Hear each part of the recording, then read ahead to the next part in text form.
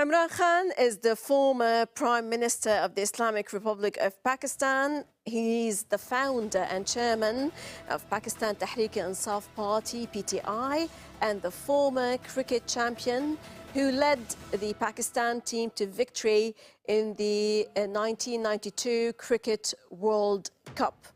Mr. Imran Khan, salam and welcome to Al Mayadeen. This is the proximate aspect. I'm Zeinab Al Saffar. So good to have you, sir. My pleasure.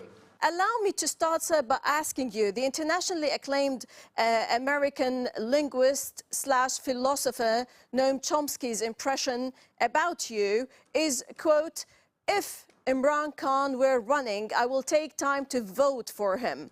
I don't think anything happened that justified his expulsion from the political system, unquote. Today, at least 77 court cases have been filed so far against you. This is the latest update and counting, perhaps. Who is behind these cases? Is there a specific side or person that you can name, sir?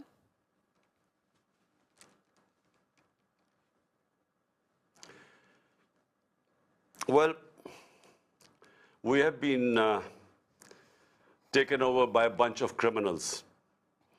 Pakistan, the reason why our economy, which was going through its best performance in 17 years in terms of growth rate, in record exports, record agricultural production, record taxes, industrial growth, and IT exports were just improving. So a country that was going through its best period in 17 years as far as the economy went, despite 2 years of COVID-19, our government was removed through a conspiracy. The conspiracy was led by our ex-army chief. He combined with these two crooked families who had been ruling Pakistan for 30 years. And I had replaced them. So he brought them back, and there are 61% of the cabinet was on bail on corruption cases. So they were imposed on us. And now what has happened is that they're all petrified of elections. They know that my party, whenever there are elections, will sweep the elections. Out of 37 by-elections since we have been out of power, my party has swept 30 of them. So because they're scared of elections, what they want is they want to have me disqualified or put into prison or even killed, because we treat them as mafias. And so that's why you have 77 cases, and every day there is a new case. I have blasphemy case on me. I have sedition case. I have terrorism case. There are 3 terrorism cases on me. So, you know, the whole idea is to remove me from the scene. Right. So do you, sir, consider this as a political assassination? How do you confront this arduous situation? And what about the physical assassination? Who wants to liquidate Imran Khan?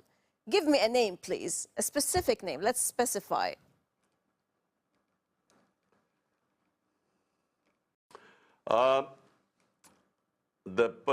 The assassination attempt on me was predicted by me.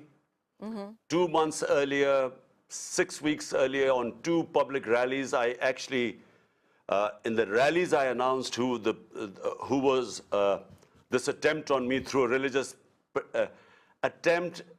The decoy was supposedly a religious fanatic, but the people behind them were these 2 families, these mafias, and one of the intelligence agencies guy, which I named. Once I survived the attempt, I named this guy called General Faisal, who is in the ISI, an intelligence agency, and then there's the Prime Minister and there's the Interior Minister. Both the Prime Minister and Interior Minister have been involved in extrajudicial killing. Both of them have blood on their hands, and for them, assassinating an opponent was not going to be anything new. But joining them was this intelligence officer, General Faisal. These 3 were responsible. To add to all this, a prohibition order by Pakistan's Electronic Media Regulatory Authority to ban the broadcast of your speeches / press talks on Pakistani TV channels. Wow, I mean, why do they fear you that much? Anyways, what is, sir, your message to the people of Pakistan and to the world as a whole through Al Mayadeen today? Look, they're banning me because they're scared that we are now going towards elections. Elections are in 60 days' time, and the Supreme Court has announced election in the two of our provinces, which is 65% of Pakistan. The elections are in 2 months' time.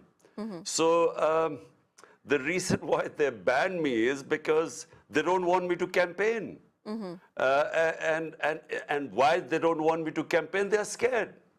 Because, as I repeat, out of 37 by-elections, where the government had been supported by the government machinery, by the administration, by the establishment, by the election commission, and all parties on one side, 13 parties on one side, my party beat all of them in 30 of 37 elections. So they're all scared. And that's why they want me out of the way. Let's shift some gears and talk about the foreign policies. Mr. Khan, you have rejected the request of the EU ambassadors to voice an anti-Russian stance vis-à-vis the Russian military operation in Ukraine. How do you see the future of Pakistani-Russian ties and between East and West? Where does Imran Khan stand today, especially with the burgeoning of the China-Pakistan economic corridor?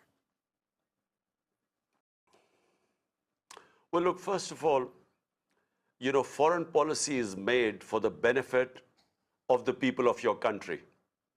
So national interest means the interest of the people of your country. And foreign policy should protect the interest of your country.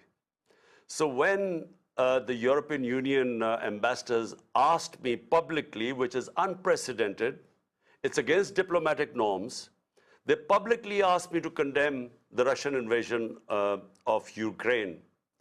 I asked them one question, that why did they not ask India to condemn the Russian invasion? Because India is a partner, an ally of the United States in what is called the Quad. So it's a strategic ally. So why did they not ask India? Why did they ask Pakistan? So that was my number one point, which is bizarre. I mean, how dare they interfere in our internal politics? Secondly, my idea of international relations, as I've just said to you before, are the 220 million people of Pakistan. We had negotiated with Russia, just like India, to get discounted oil, because after the Ukraine invasion, the price of international oil went up. And countries like us suffer when the prices of oil go up, because it causes inflation, which causes poverty. Sure. So we had negotiated this discount. Now, by condemning them, we were jeopardizing this. And my third point is that why is morality selective for the European ambassadors or for the United States? Exactly. Because when it comes to their interest, they do not condemn what is happening in Palestine or what is happening in Kashmir, because Israel is their ally and India is their ally. But they want us to take positions double standards, sir. On international relations, which is their issue. And it's their issue. I mean, the European war is not Pakistan's issue. True. So they want us to take stand there where it can be very costly for our people. Right. On issues pertaining to Pakistan, in a similar vein, definitely the issues of occupied Kashmir and Palestine are thorns in the heart of the Islamic Ummah in their common suffering and atrocities. In your perspective, sir, is there any viable solution for both issues?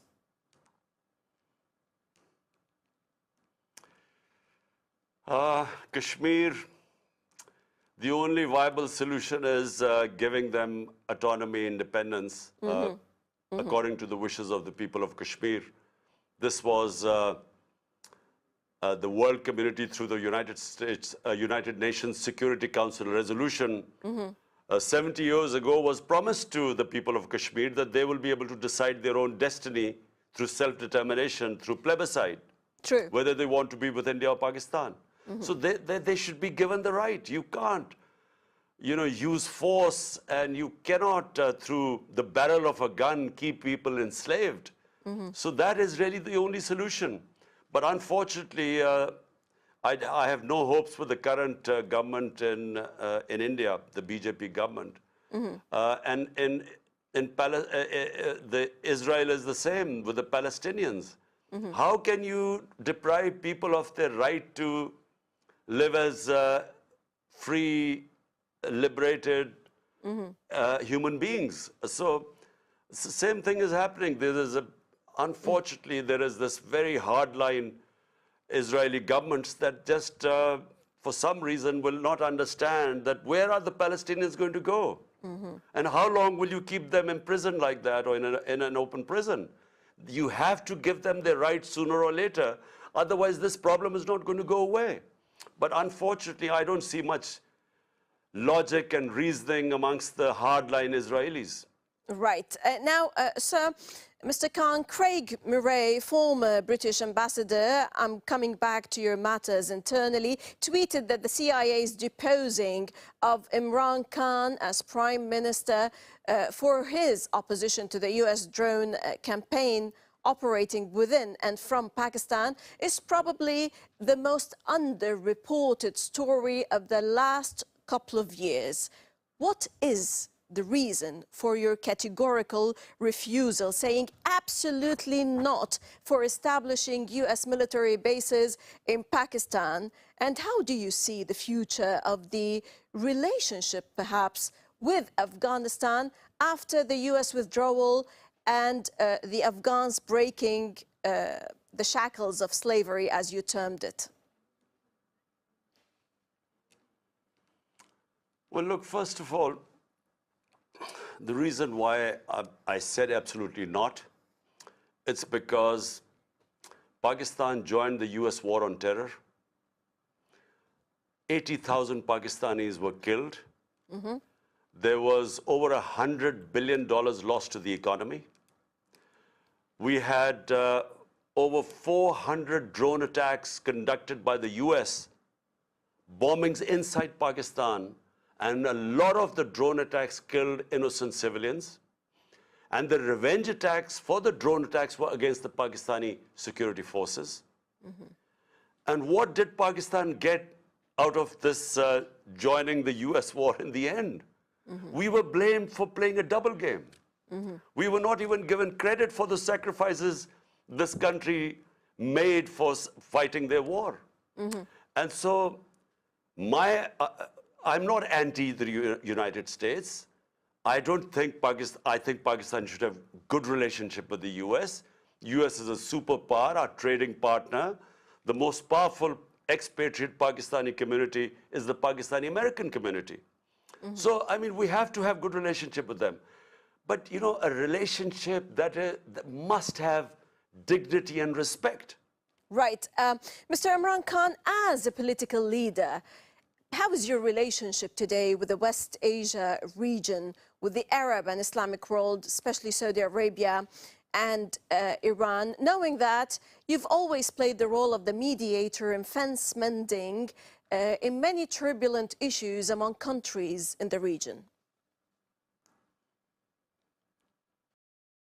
Well, look, we have a terrible situation in the Muslim world. Most of the countries are going through conflict.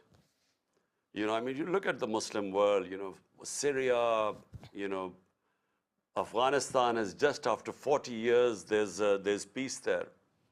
But then, the tensions between the Muslim countries, and I feel that, we are lagging so far behind. The world is leaving us behind. And we are involved in petty conflicts and we can't resolve our differences. You just look all over Somalia, Yemen, All over, there's conflict. And then tensions between, Iran is our neighbor, and Saudi Arabia is one of Pakistan's closest friends. So the tension between them affects us.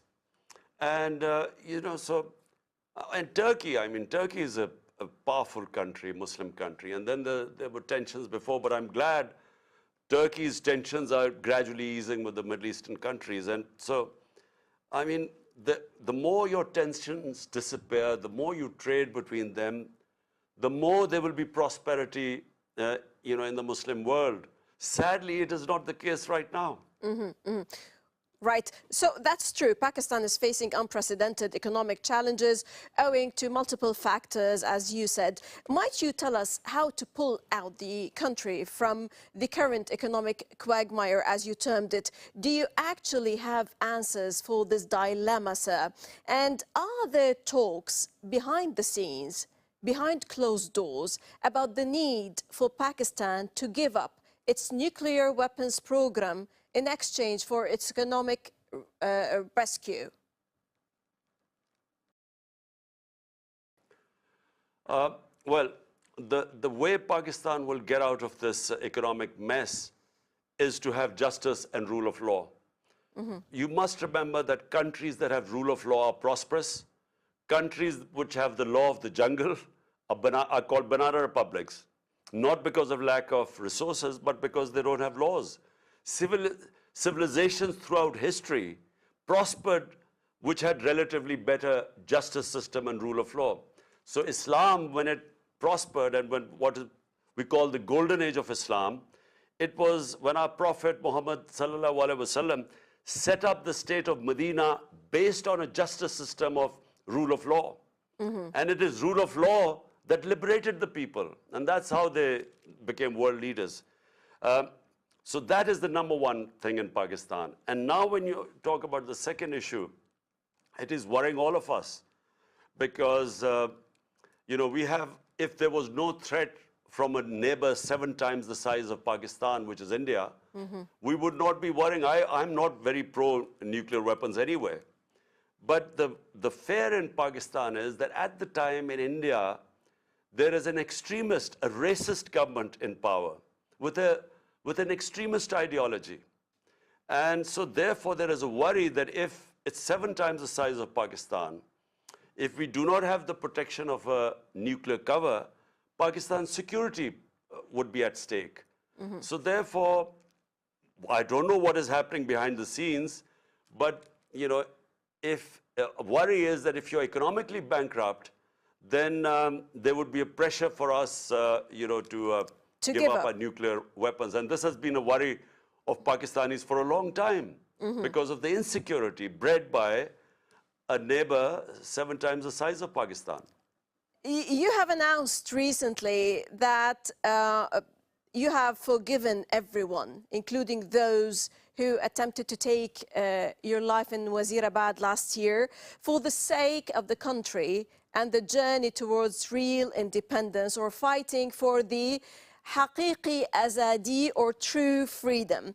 What is your strategy, Mr. Khan, in this sense? Though some might argue, well, you have burnt all your boats with major decisive elements in Pakistani politics, on top of which the military establishment. Well, let me clarify first of all. The military establishment is one man, the army chief. So let's not bring the military. It's not some democratic organization where there's voting. It's just one man who takes decisions. Now, secondly, it doesn't matter whether there is no one with me, because I have the people of Pakistan with me. Thanks to the Almighty, today Tehreek-e-Insaf is the biggest political party in Pakistan's history. So therefore, when you have the people with you, you don't need anyone else. Now, the reason why I said I would forgive the ones who, and I know the ones who attempted to kill me, the reason I said I'd forgive them, because it is in line with our Prophet Muhammad sallallahu alaihi wasallam after the conquest of Makkah. He forgave everyone. People who were cruel to them, who had made them leave Mecca and migrate to Medina. So he forgave everyone.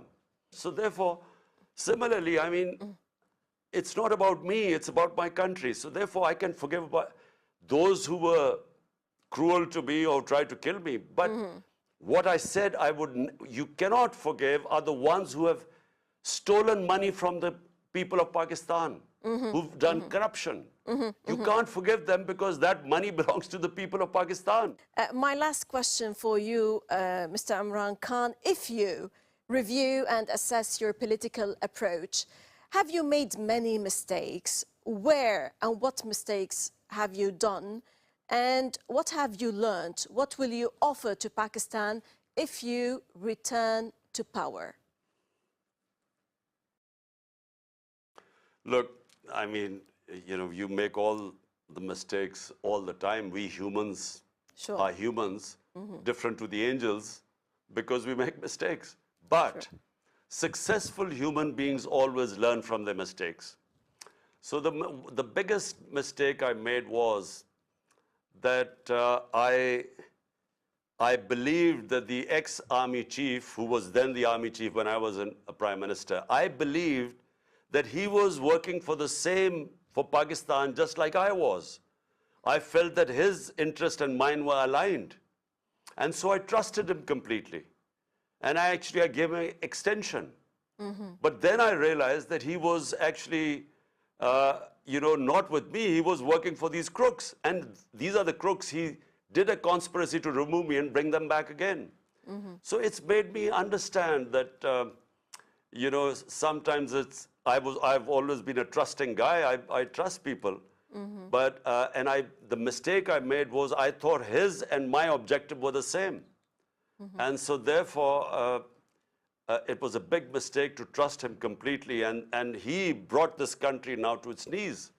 So, that's the biggest lesson. And secondly, never compromise on the rule of law. Because I did not have enough power. As a prime minister, I did not have the Accountability Bureau. I just wasn't, it was a coalition government, a weak government. I did not have the power I needed to impose the rule of law. So I would never take, so the lesson is, I would never take power again or form government again if I did not have the power to impose rule of law in Pakistan. Excellent, Imran Khan, former Premier of Pakistan, definitely a man of consequence. Thank you very much, sir, for joining us from the Pakistani city of Lahore. Definitely, and definitely also for your transparency. Pure pleasure to have you, sir. Thank you very much. Always a pleasure.